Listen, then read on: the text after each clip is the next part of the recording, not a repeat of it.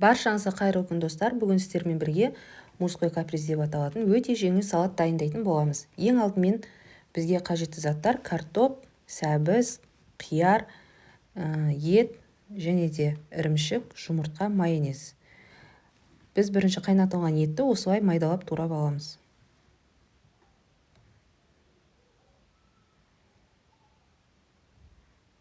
Оны тарелкаға осылай салып,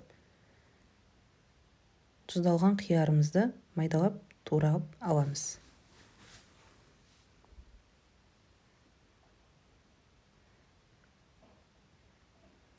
Оны жаңа етіміздің бетіне қоямыз.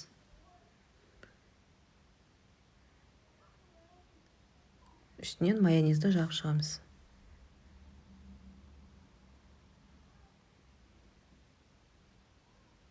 Енді сәбізімізді үккіштен өткізіп шығамыз.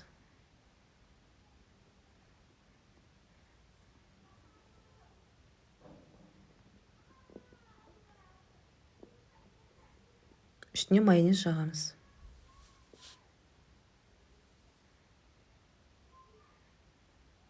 Оның үстіне жұмыртқаны да дәл солай өткізіп аламыз үккіштен.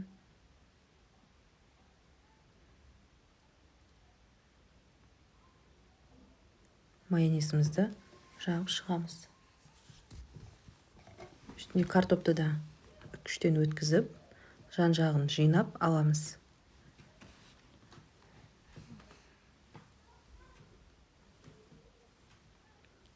Майонезді жағып, үстінен ірімшігімізді майда көзінен өткізетін боламыз. Ең соңғы этап.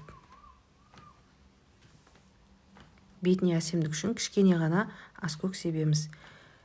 Мінекей біздің салат дайын болды. Өте тез дайындалатын, өте дәмді болатын салатымыз. Міндетті түрде жасап көріңіздер. Егер видеоны соңына дейін қараған болсаңыздар, лайк қойып, тіркелуді ұмытпаңыздар. Әлі де сіздермен бірге неше түрлі рецепттер жасайтын боламыз.